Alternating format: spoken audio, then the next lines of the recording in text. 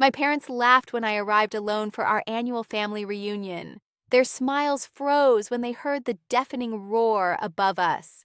Seconds later, a Navy helicopter landed behind me, kicking up dust across our peaceful countryside gathering. Before we begin, make sure to subscribe to the channel and comment where you're watching from.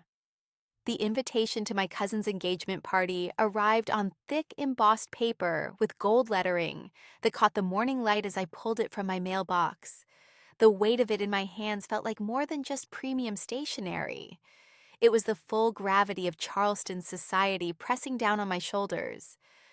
My parents had always treated these family gatherings as sacred ceremonies, each one meticulously orchestrated to showcase our family's standing in South Carolina's social hierarchy. In Charleston, engagement parties weren't simply celebrations, but carefully calculated social statements.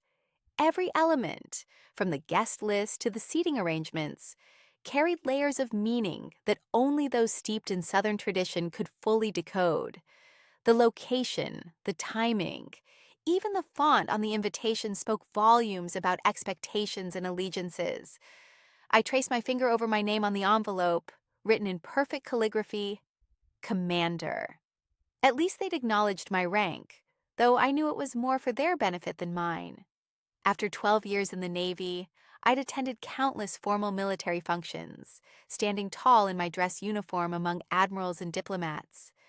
Yet somehow, the prospect of walking into my family's gathering alone created a tightness in my chest that no military briefing ever had. My smartphone buzzed with a message from my sister. "Are you bringing anyone?" The question wasn't innocent. She knew I wasn't. She was simply giving me advance warning of the commentary that would follow. I typed back a simple no and set the device down, already imagining my father's performative sigh when he spotted me arriving unaccompanied. The truth was, my parents had mapped out a different life for me entirely. They'd envisioned country club memberships, a respectable husband from an established Charleston family, and at least 2 children by now.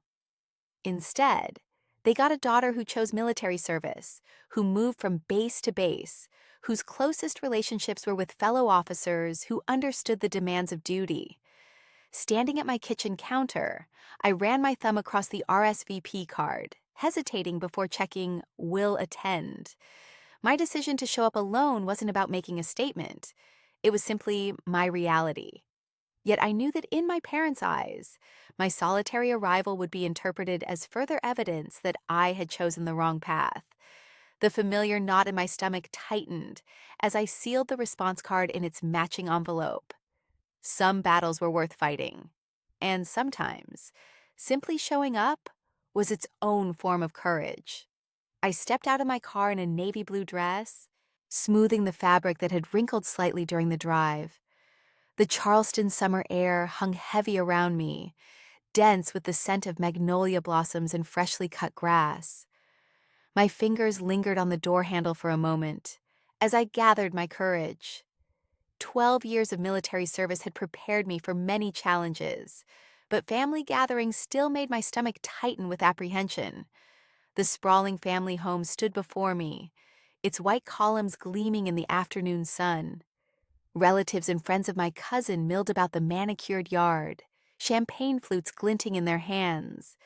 Their conversations seemed to falter as I approached, voices dropping to hushed tones. I felt their glances lingering a moment too long, assessing my solitary arrival with poorly concealed interest. My parents spotted me first from their position near the refreshment table. Their expressions shifted in perfect synchronicity. First recognition, then disappointment, finally settling into thinly veiled amusement. My father, never one to miss an opportunity for public commentary, straightened his posture and cleared his throat. "Of course she came alone," he announced, his voice deliberately pitched to carry across the gathering.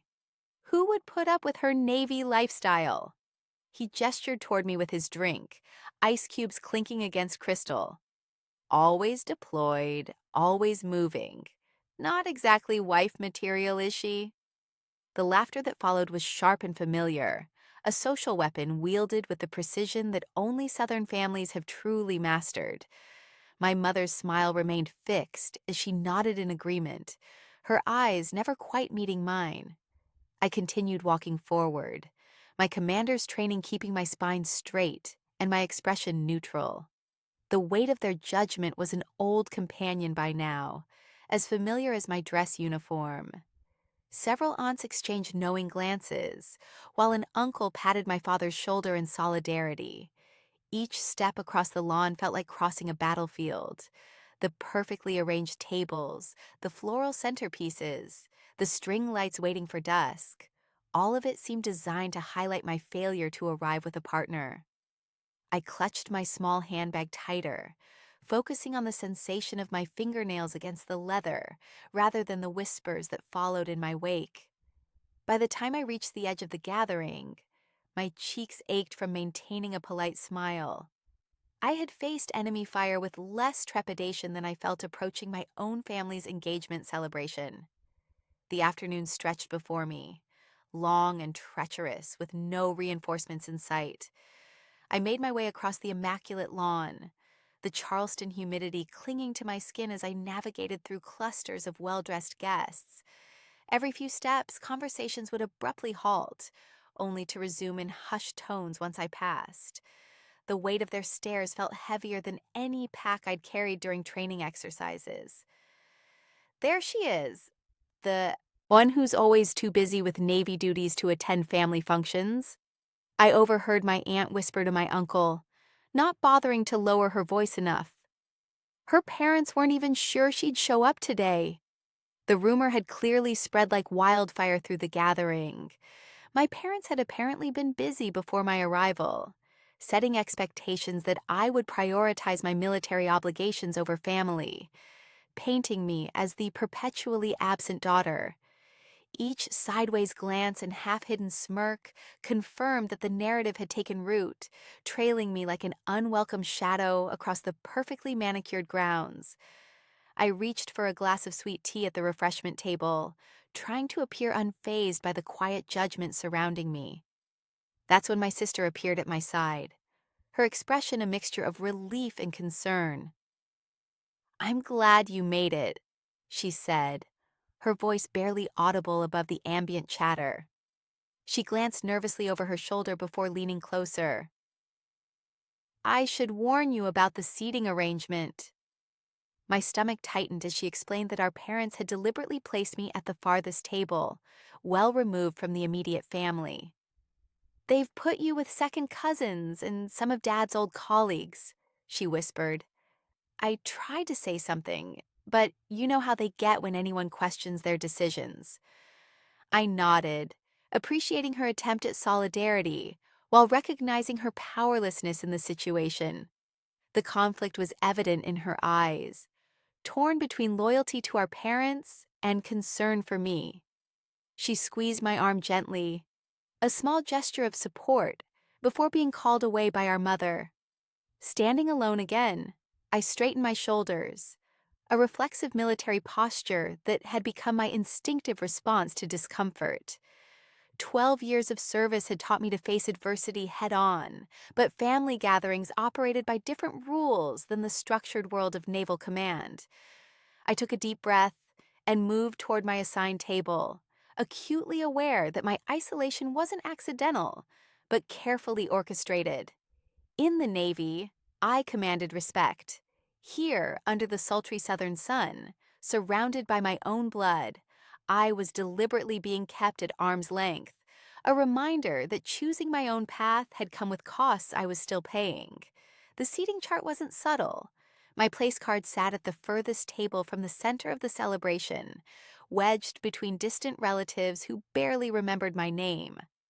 My mother had orchestrated this arrangement with surgical precision, ensuring I remained visible enough to satisfy appearances, but isolated enough to feel the weight of my choices. I smoothed the napkin across my lap, watching as my father regaled the main table with another anecdote, his hands animated, his voice carrying across the yard. The laughter that followed felt like a physical thing, a barrier I couldn't breach.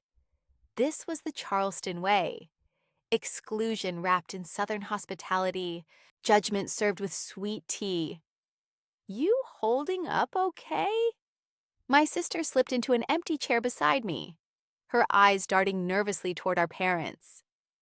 12 years in the Navy teaches you to weather worse storms than this, I replied, though we both knew military discipline only went so far against family wounds. She squeezed my hand under the table before returning to her assigned seat near our parents. The brief gesture of solidarity made my throat tighten unexpectedly. Across the gathering, relatives exchanged knowing glances whenever they looked my way. I'd heard the whisper since childhood. The black sheep, the difficult one, the daughter who refused to settle down and marry a nice Charleston boy. My decision to pursue a military career had only cemented that reputation. More tea? An aunt I barely recognized offered the pitcher, her smile not quite reaching her eyes. Thank you, I said, maintaining the polite veneer that Southern society demanded. The white linen tablecloth concealed my clenched fists as another wave of laughter erupted from the main table. I'd faced down storms at sea, navigated hostile territories, commanded respect from hardened sailors. Yet here, among blood relatives, I was reduced to an outsider, a cautionary tale. My cousin's engagement should have been a joyful family milestone, but instead, it had become another battlefield where my parents could showcase their disappointment. The familiar ache of rejection settled in my chest as I watched them hold court, occasionally glancing my way with expressions that clearly said, "This is what happens when you choose duty over family." I straightened my spine, a commander's posture even in civilian clothes. The discipline that had carried me through 12 years of service would see me through this afternoon as well. I would endure the sidelong glances, the pointed exclusion, the subtle barbs. But even as I maintained my composure, I couldn't deny the truth.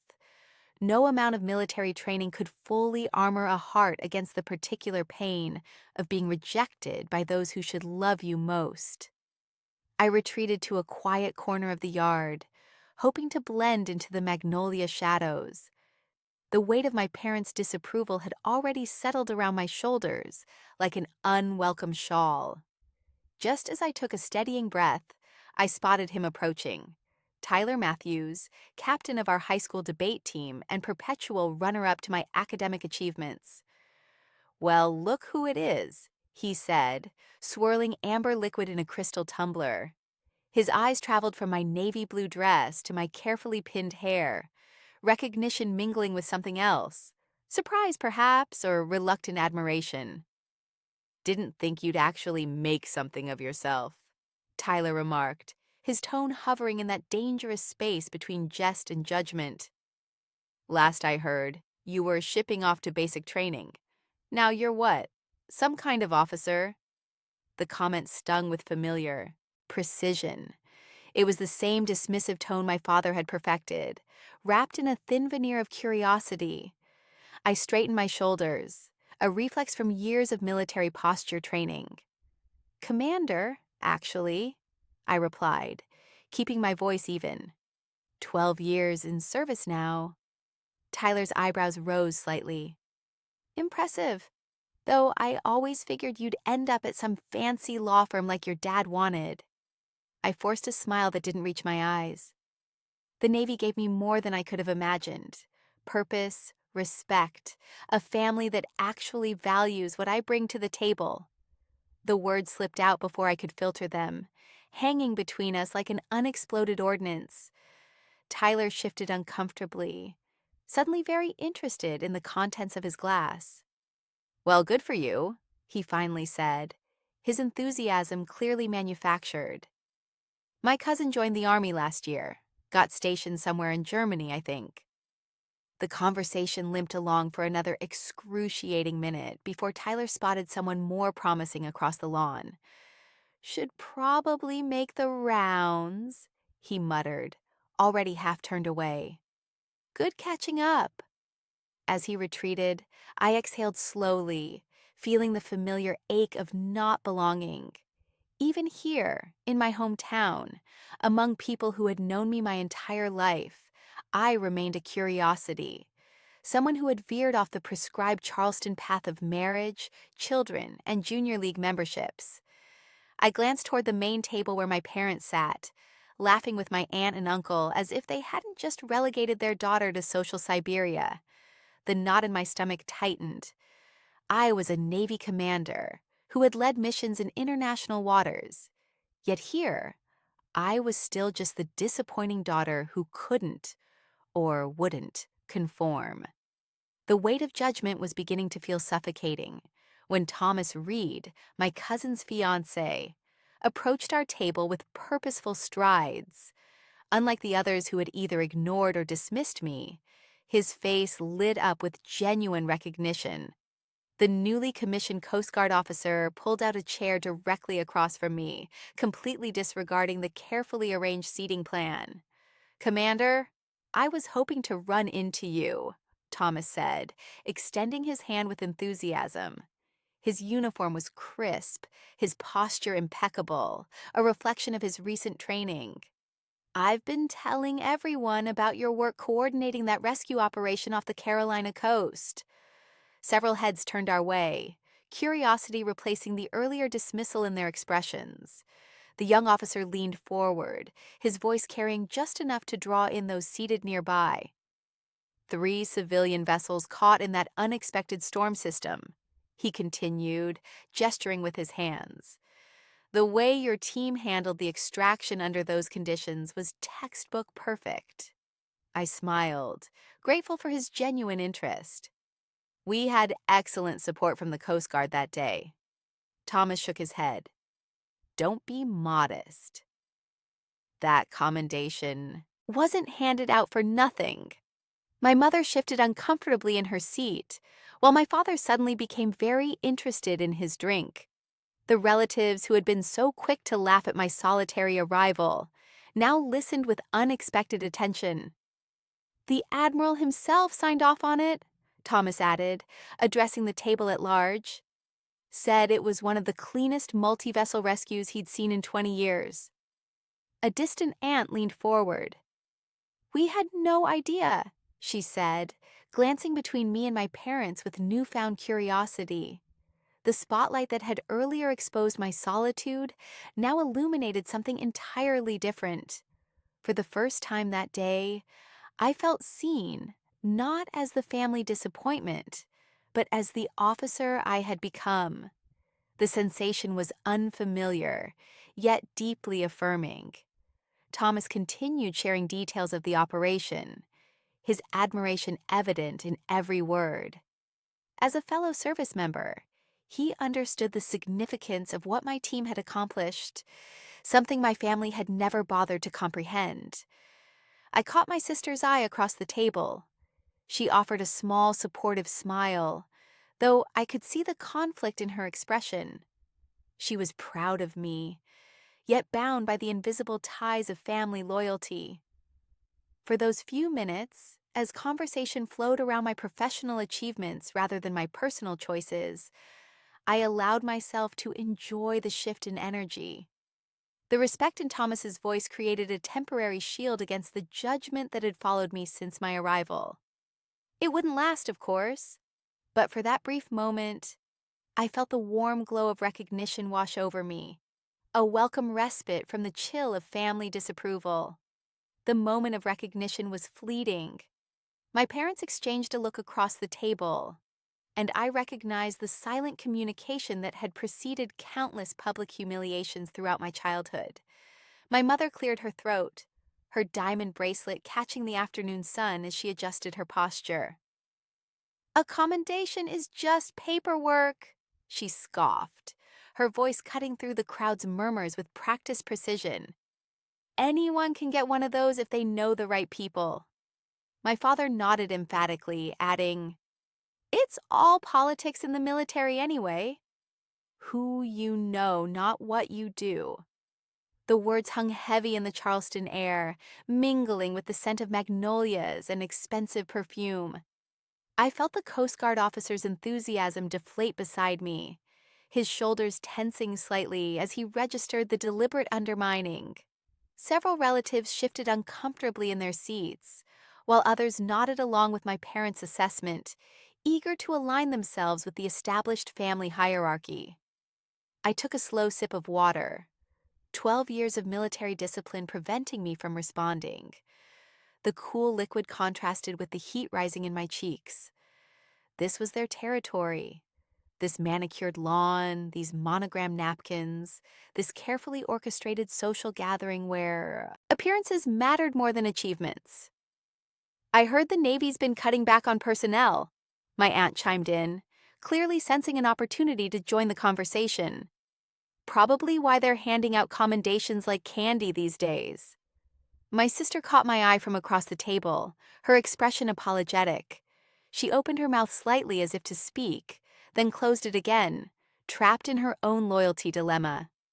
I straightened my navy blue dress and smiled thinly. "The cake looks beautiful," I said, deliberately changing the subject.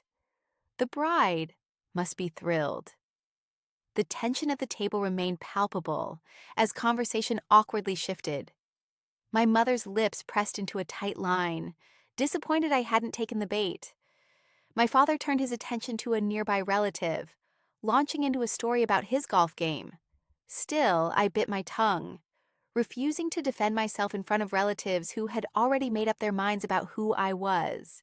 Years in the service had taught me to choose my battles wisely, and this wasn't one worth fighting. Not here, not now, surrounded by people who measured success in engagement rings and social connections, rather than service and sacrifice. I caught the Coast Guard officer watching me with newfound respect, perhaps recognizing the discipline it took to weather such casual cruelty with dignity. In that small moment of silent understanding, I found more validation than my parents had offered in years. The Charleston air hung heavy with humidity, clinging to skin like an unwelcome embrace. I sat at my designated table on the periphery of the gathering, watching relatives exchange stories they'd told 100 times before. My mother's pearls caught the afternoon sun as she laughed too loudly at something my aunt had said, her eyes occasionally darting in my direction to ensure I remained in my place, physically present, but socially invisible. The champagne in my glass had gone warm, untouched as I observed the familiar choreography of Southern politeness. Cousin Melissa's engagement celebration had fallen into the predictable rhythm these family gatherings always did. Initial pleasantries, followed by subtle barbs disguised as concern, culminating in the comfortable exclusion of anyone who didn't conform. As a Navy commander, I'd faced far worse than family politics. But something about this particular afternoon felt especially suffocating. Then I heard it, faint at first, a distant pulsing that seemed to vibrate beneath the chatter. No one else appeared to notice as the sound gradually intensified, a rhythmic thumping that grew more insistent with each passing second. I straightened in my chair, recognizing the distinctive cadence immediately. My sister glanced at me from across the yard, her eyebrows raised in silent question. I gave an almost imperceptible shrug, genuinely puzzled by what I was hearing. The noise swelled until it became impossible to ignore, cutting through idle conversation. Like a knife, one by one, heads turned toward the sky, searching for the source of the disturbance. "What on earth is that racket?" my father demanded, his booming voice now competing with the approaching clamor.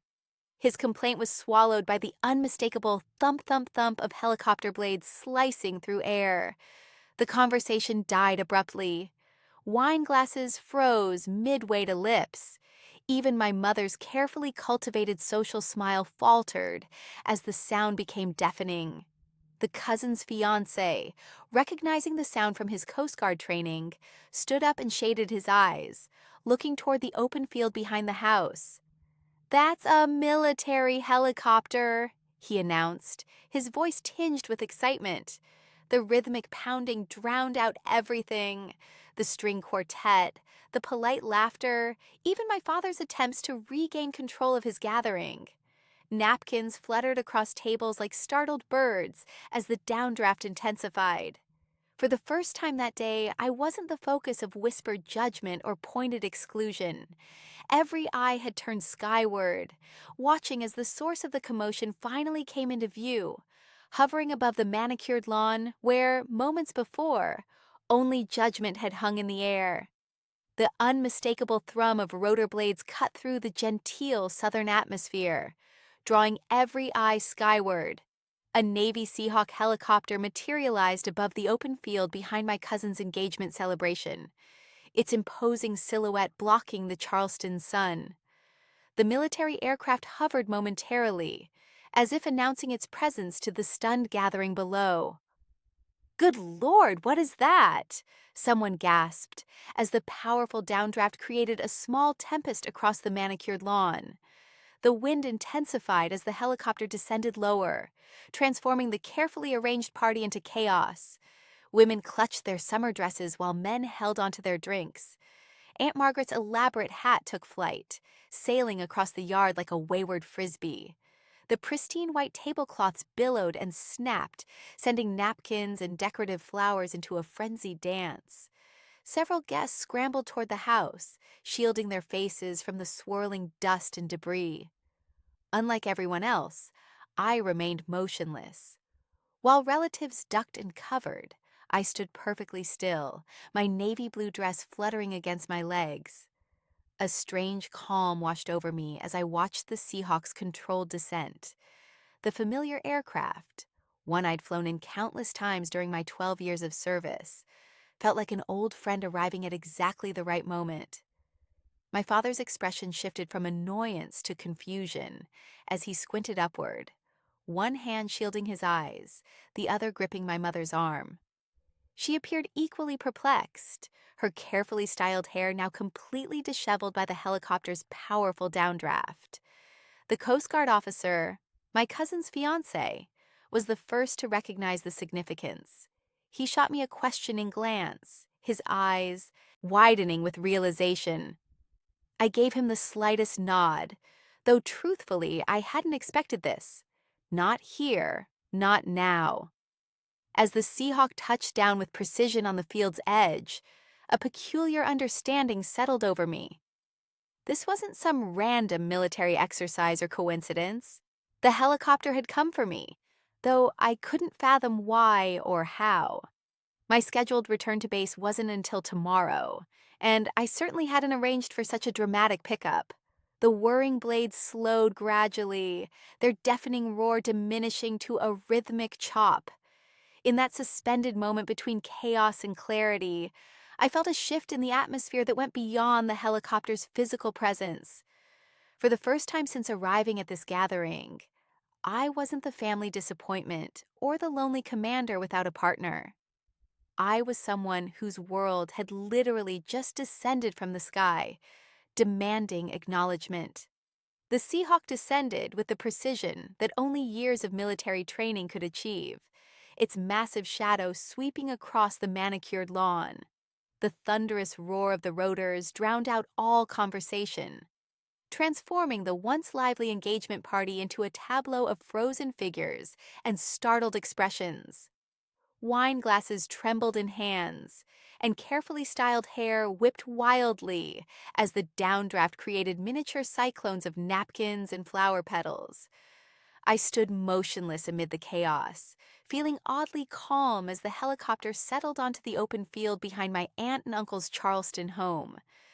The aircraft's presence commanded absolute attention, its military gray exterior stark against the pastel decorations and summer attire of the guests. My father's mouth hung open, his earlier mockery silenced by the spectacle unfolding before him. "What in God's name?" someone shouted over the diminishing roar as the rotors began to slow. My mother clutched my father's arm, her knuckles white, her expression a mixture of confusion and mounting horror. The sleek machine settled into stillness, its presence transforming the Southern Garden Party into something entirely different, something where I, not my parents, held the power. Guests who had moments ago been whispering about my solitary arrival now stared in awe, their judgment replaced by curiosity and disbelief. As the side door of the aircraft slid open, two Navy officers emerged in perfect formation. Their uniforms were immaculate, brass buttons catching the afternoon sun as they stepped onto the grass with synchronized movements. Lieutenant Commander Davis and Lieutenant Wilson, colleagues I recognized immediately, adjusted their caps and surveyed the crowd with professional detachment. The silence was absolute as they made their way through the stunned guests. Their stride was purposeful, shoulders squared, eyes forward. Not a single word was exchanged as they navigated between tables and chairs, the crowd parting instinctively before them. My cousin's fiancé stood at attention, his Coast Guard training evident in his posture. He seemed to be the only one besides me who understood the significance of what was happening. The rest of my family remained frozen, champagne flutes suspended mid-air, forks hovering above half-eaten cake. The officers' boots made no sound on the soft grass as they approached me. Their faces remained impassive, but I caught the slight twinkle in Davis's eye. He knew exactly what this entrance meant in the context of my family dynamics. The crowd watched, transfixed, as the uniformed men stopped precisely 3 feet from where I stood. My parents, who had laughed so loudly at my solitary arrival, now found themselves spectators to a drama they never anticipated and could not control. The two Navy officers stood at attention before me, their uniforms pristine under the Charleston sun. Without a word, they simultaneously raised their hands in a crisp, formal salute, a gesture of profound respect that spoke volumes in the sudden silence that had fallen over my cousin's engagement party. I straightened my spine instinctively, muscle memory from 12 years of service taking over. My right hand moved in a perfect arc to my brow, returning their salute with the precision that had become second nature. The exchange lasted only seconds, but in that moment, everything changed. "Commander," the senior officer addressed me with clear deference. "Your presence is requested at base. We apologize for the interruption of your family gathering."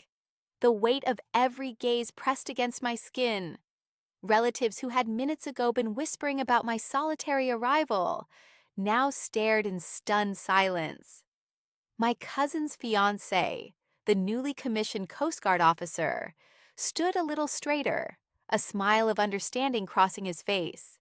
He knew what this meant, the respect implied by sending a helicopter for a commander. I risked a glance toward my parents. My father's mouth hung slightly open. The smug smile that had accompanied his earlier mockery completely vanished. Beside him, my mother clutched her champagne glass so tightly I thought it might shatter in her grip.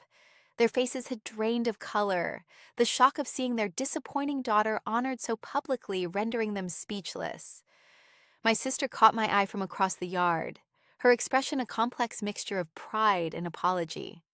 For years, she had stood by while our parents diminished my achievements, too afraid to challenge the family hierarchy.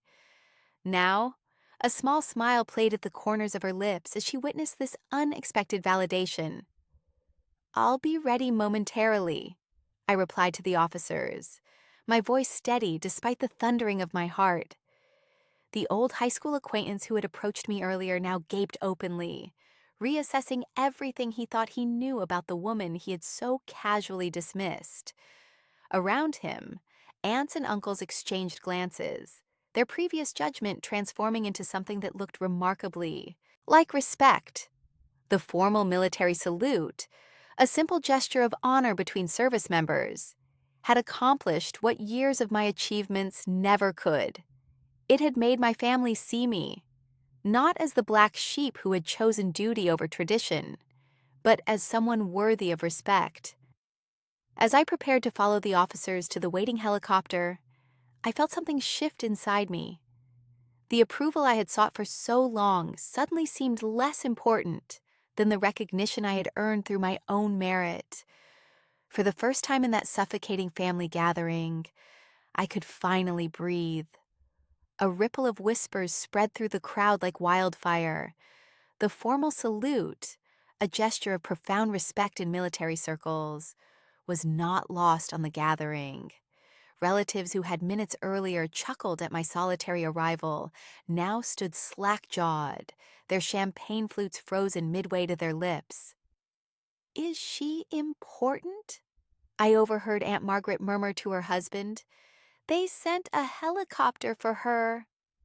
The question hung in the humid Charleston air, answered only by the continued presence of two uniformed officers standing at attention before me.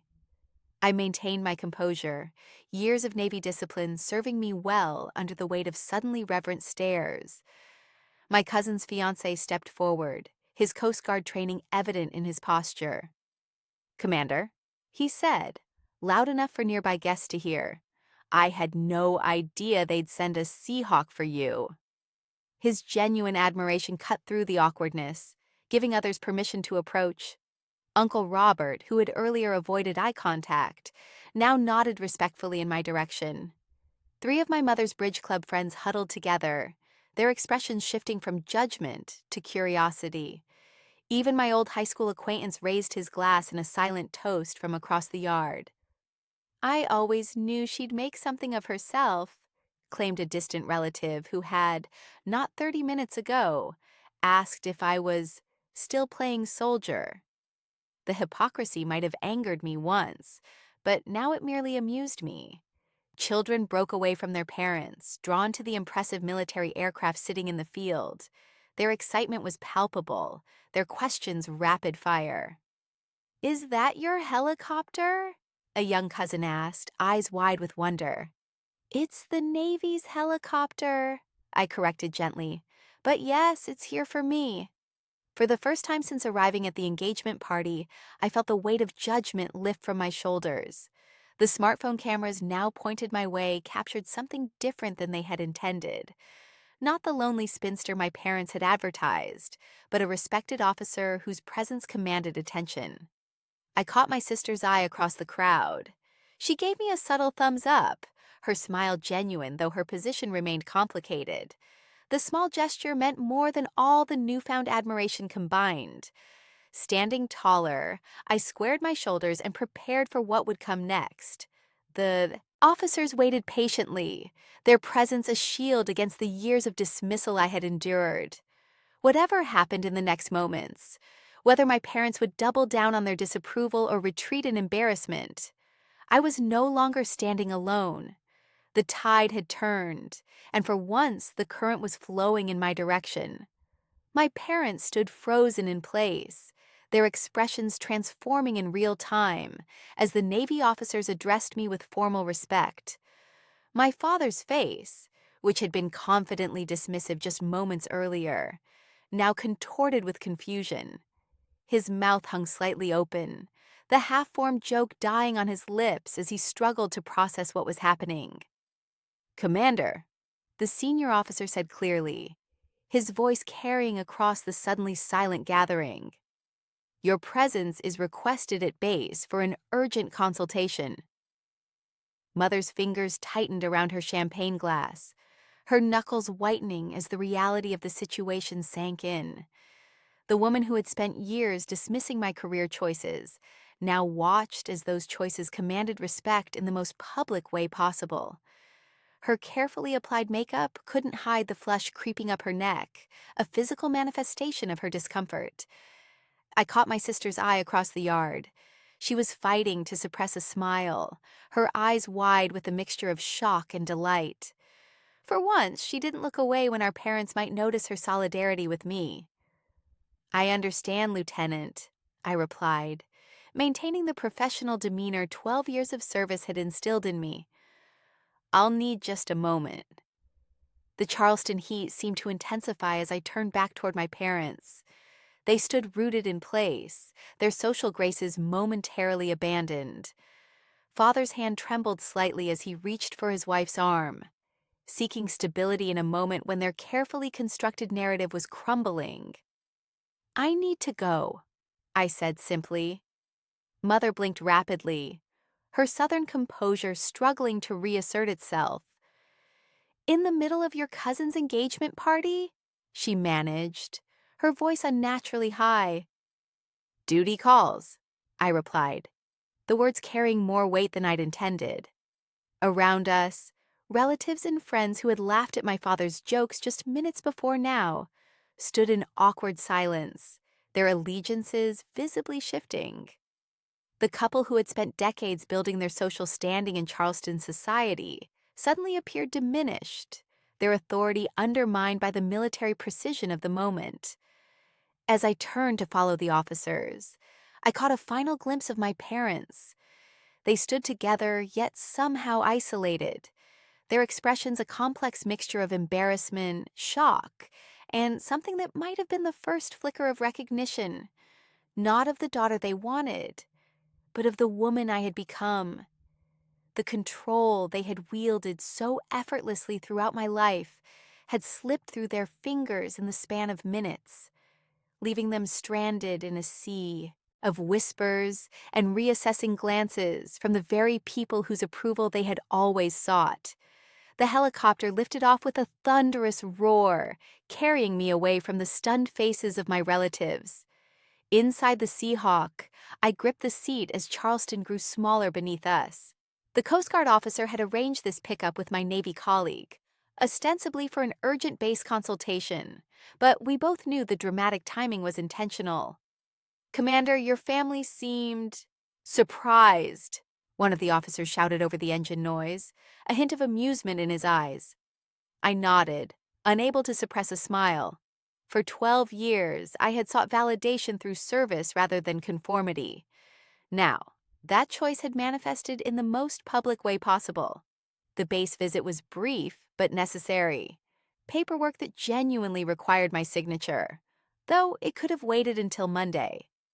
My colleague greeted me with a knowing grin. Thought you might appreciate the ride, he said, clasping my shoulder. Sometimes family needs a reminder of who you've become. When the helicopter returned me to the engagement party 2 hours later, the atmosphere had transformed completely. The once judgmental gathering now hummed with curiosity and newfound respect. My father and mother had retreated to a corner, their usual dominance diminished by the spectacle they couldn't control. My sister rushed to me first, her eyes wide. Everyone's talking about you, she whispered, squeezing my hand. Dad hasn't said a word since you left. Relatives who had earlier avoided eye contact now approached eagerly. Aunt Patricia, who had always echoed my mother's criticisms, suddenly recalled how proud she'd always been of my brave career choice. Uncle Robert insisted I tell his sons about life in the Navy, claiming he'd always known I would make something of myself. Their sudden admiration felt hollow, yet oddly satisfying. The validation I had craved for years arrived all at once, wrapped in the package of their embarrassment. My cousin's fiancé navigated through the crowd to shake my hand. That was the most incredible thing I've ever seen at a family function, he said, genuine admiration in his voice. Your colleague called me yesterday to coordinate, said you deserved recognition. As the party continued, I found myself at its center rather than its edges. The seating chart that had earlier relegated me to obscurity was forgotten, as relatives pulled chairs closer, hungry for stories of my service. The triumph was bittersweet. While I savored this newfound respect, I recognized its conditional nature. They valued me now because others did. True acceptance would require more than a helicopter and a uniform. Still, as I caught my father's gaze across the yard, I saw something I'd never witnessed before. Uncertainty. The days following the helicopter landing unfolded like a slow-motion coup within our family's social structure. What began as hushed whispers in the corners of Charleston parlors soon grew into open conversations about my parents' treatment of me. The engagement party had become legendary overnight, with each retelling adding new layers of drama to the already spectacular scene. Did you see how they seated her? I overheard my mother's cousin saying at a local cafe. All these years treating her like she's failed at life, and then the Navy sends a helicopter. A helicopter! The woman's companion nodded vigorously, adding, "They've always been so quick to dismiss her service, as if commanding in the military isn't worthy of respect." My phone buzzed constantly with messages from relatives who had previously maintained polite distance. Second cousins I barely knew sent congratulatory texts. Great aunts who had once asked when I would settle down now wanted to know about my commendations and responsibilities. The shift was as sudden as it was transparent. My cousin's fiance, emboldened by his Coast Guard connection and the dramatic validation of my career, became an unexpected champion. At a family dinner 3 days after the engagement party, he steered conversation toward military service whenever possible. "You know," he announced over dessert, "your daughter's unit has one of the highest readiness ratings in the Atlantic Fleet." He looked directly at my father as he spoke. "That doesn't happen by accident or by knowing the right people." The newly commissioned officer's support carried weight that mine never could.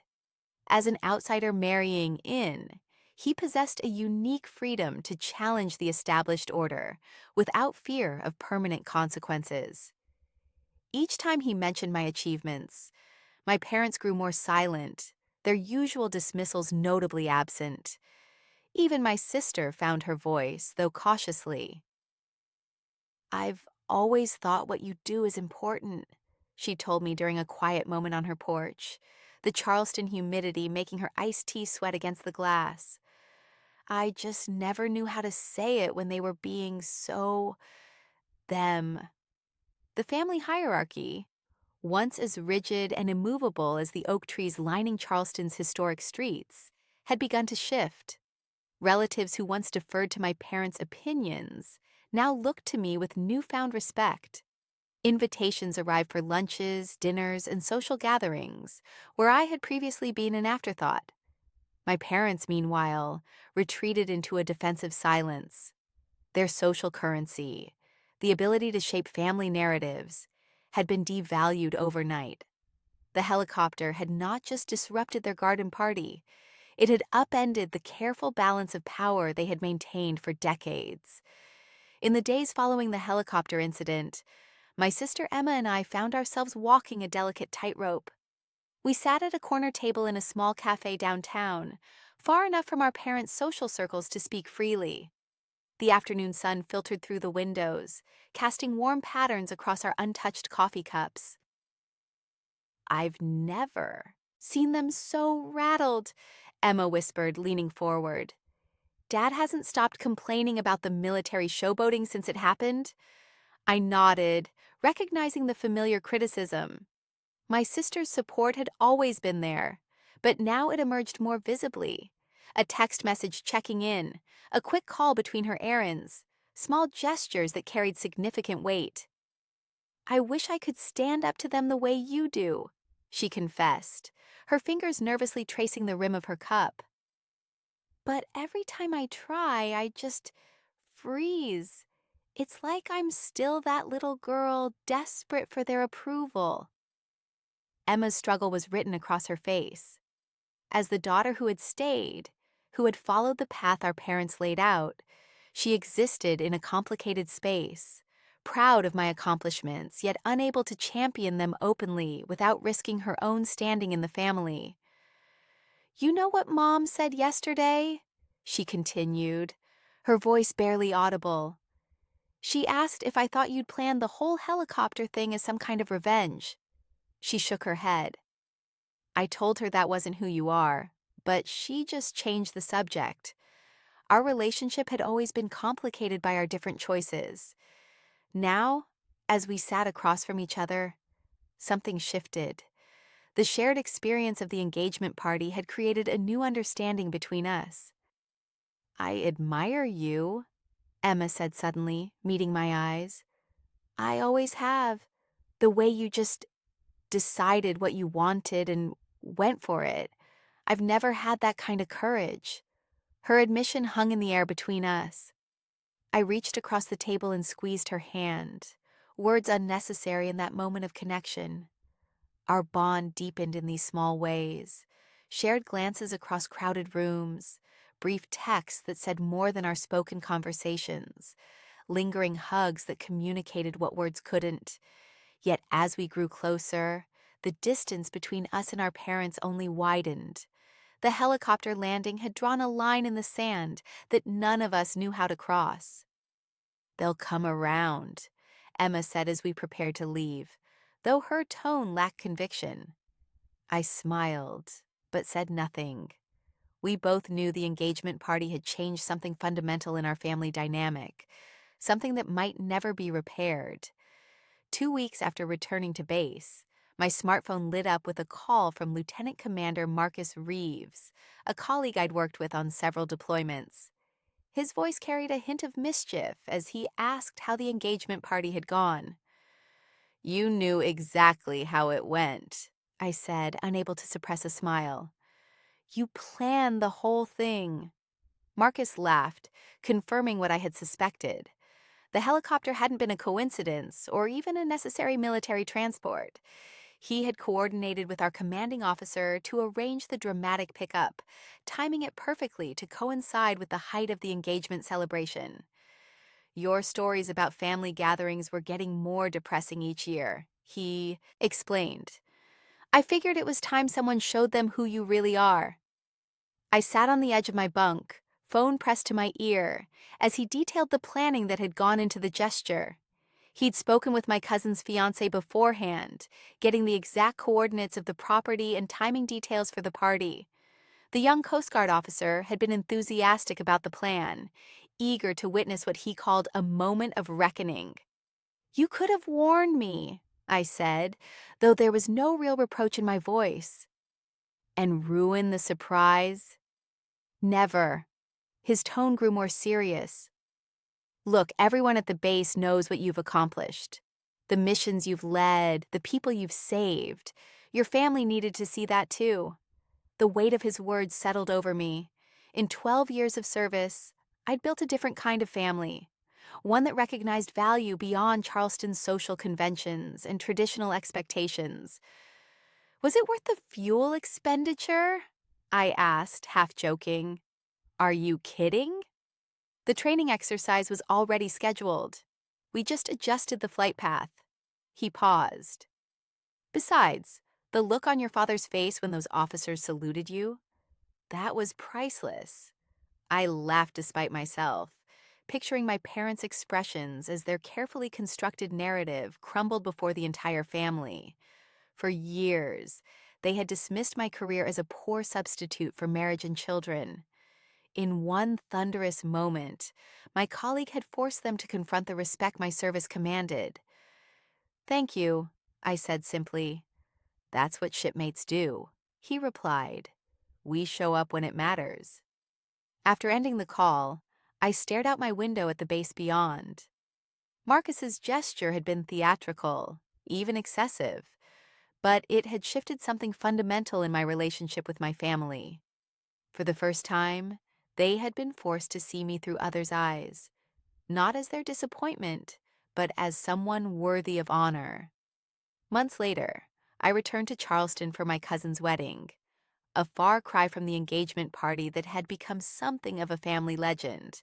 The polished ballroom at the heart of downtown glittered with chandeliers and the city's social elite, all dressed in their finest.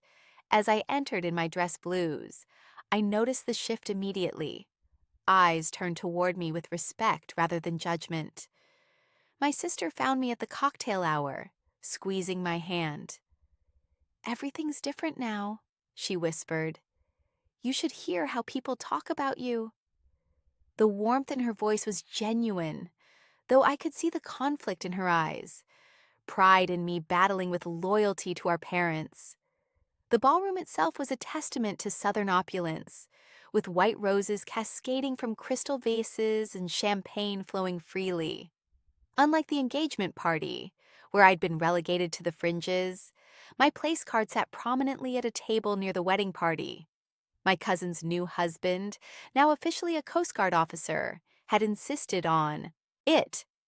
Your military family should be front and center, he'd told me earlier, his uniform crisp and his smile sincere. What happened at our engagement party changed how everyone sees you. Throughout dinner, relatives who had once avoided eye contact now approached to chat, asking thoughtful questions about my service. Even old acquaintances from high school seemed eager to reconnect, their previous condescension replaced with curiosity and respect. The true surprise came during the reception. The MC, a friend of the groom's family, tapped his microphone and called for attention. "We have someone special with us tonight," he announced, his voice carrying across the ballroom. "Commander, would you please come forward?" A hush fell over the crowd as I made my way to the front. The MC recounted the helicopter landing story with dramatic flair, describing how the Navy Seahawk had descended like something out of a movie, and how 2 officers had saluted me before the stunned gathering. "That's the kind of respect our commander commands," he concluded, raising his glass. The room erupted in applause, with several guests rising to their feet. I caught a glimpse of my parents seated at their table, my father's smile tight and my mother's gaze fixed on her plate. They remained seated while others stood, their silence a stark contrast to the celebration around them. As I returned to my seat, my cousin's husband intercepted me with a warm embrace. "That's how it should have been from the beginning," he said. "Welcome to the family, the real way." As the wedding reception continued, I found myself surrounded by a circle of relatives, their faces animated with interest. My Aunt Margaret, who had barely acknowledged me at family gatherings for years, now clutched my arm and asked detailed questions about my naval career. Cousins who had previously echoed my parents' dismissive attitude now introduced me to their spouses with pride, as if we'd always been close. Across the ballroom, my parents sat at their table, wine glasses untouched before them. My father's usual boisterous laughter was nowhere to be heard, replaced by a tight-lipped silence that spoke volumes. My mother absently adjusted her pearl necklace, her eyes darting around the room as she witnessed the dramatic shift in family dynamics. "Your helicopter story is all anyone's talking about," whispered my sister as she slipped beside me. "Dad hasn't said a word in 20 minutes. I don't think that's happened since... ever." She squeezed my hand briefly before returning to her husband's side, our silent communication more meaningful than any conversation we'd had growing up. Uncle Robert, who had always been my father's most loyal supporter, approached me with an outstretched hand. "The Navy's lucky to have you," he said, loud enough for nearby guests to hear. "Always knew you'd make something of yourself." This revisionist history made me smile inwardly. He had been among the first to question my career choice years ago. From my vantage point near the dance floor, I could see the social gravity of the room had shifted. Where once my parents had been the sun around which our family orbited, now they sat isolated in their own shadow. Relatives who once sought their approval now glanced at them with something resembling pity. The MC announced the final dances of the evening, and I watched as my father declined an invitation to join a group of his brothers on the floor. My mother's carefully constructed smile had faded entirely, replaced by an expression I rarely saw: uncertainty. Their need for control, their insistence on tradition and appearances, had finally revealed its cost. As Charleston's elite danced and celebrated around them, they remained frozen in place, watching as their carefully maintained social hierarchy crumbled. I felt no triumph in their discomfort, only a quiet recognition that something fundamental had changed. For the first time in my life, I stood acknowledged not as the family disappointment, but as myself, a woman who had earned respect on her own terms. The validation I had unconsciously sought for years had finally arrived, not through their approval, but through its absence. Standing on the hotel balcony, I watched Charleston's twinkling lights reflect off the harbor waters.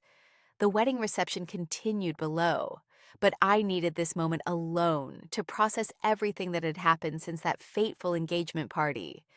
The journey from family outcast to celebrated commander hadn't followed any path I could have imagined. Each small victory, the officer's crisp salutes, my cousin's fiance's vocal support, the wedding guest's genuine applause, carried with it a bittersweet undercurrent. Recognition had come at the cost of my relationship with my parents. I traced my finger along the balcony railing, remembering how my father's laughter had cut through the crowd when I arrived alone months ago.